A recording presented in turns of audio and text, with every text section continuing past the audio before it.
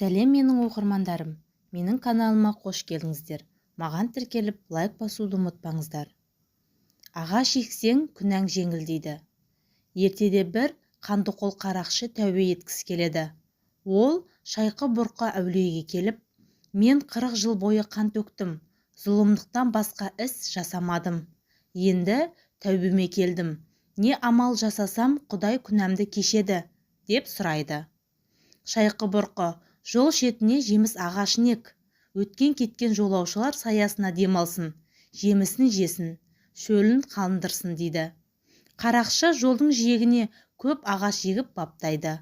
Арада бірнеше жыл өткенде ағаш шайқалып, бақшаға айналыпты. Жолаушы демалып, керуен ат шалдыратын шұрайлы жерге айналады. Бір күні Шайқы-бұрқы жолаушылап келе жатып, қарақшының бақшасына кезігеді. Бұл кімнің бағы? Деп сұрайды. Бақтың иесі жоқ, жергілікті жұрт қарақшының бағы деп атайды.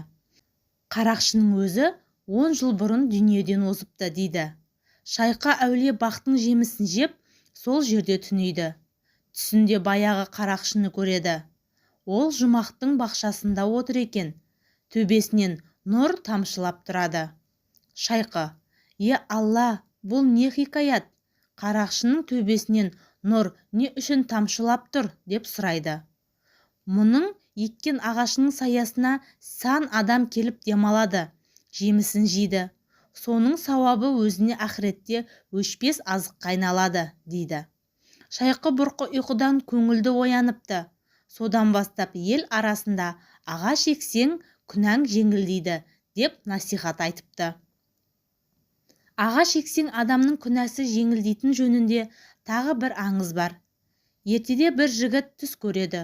Түсінде әкесі шөл далада көлеңкі іздеп жүріпті. Күннің ыстығынан табаны күйіп, жанұшыра айқайлайды. Жігіт шошып оянады.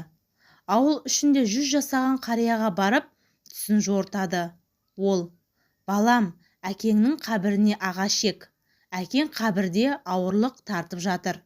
Ағаш күнәсін жеңілдетеді, деп жориды.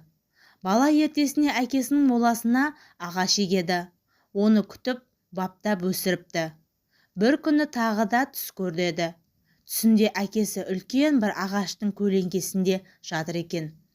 Мазар басына ағаш ексе, сауабы тіріге де, өліге де тиеді деген сөз осы аңыздан үлгі болып жетіпті. Діни аңыздарда мазарға ағаш отырғызу Кемел деген әулиеден қалған деседі. Ол уағызында: мазар көрсең ағаш ек, ботаққа бөз байла көп. Құс қонатын бақ өсіп, ху-ху-ху деп сайрар ет, деп насихаттайды екен.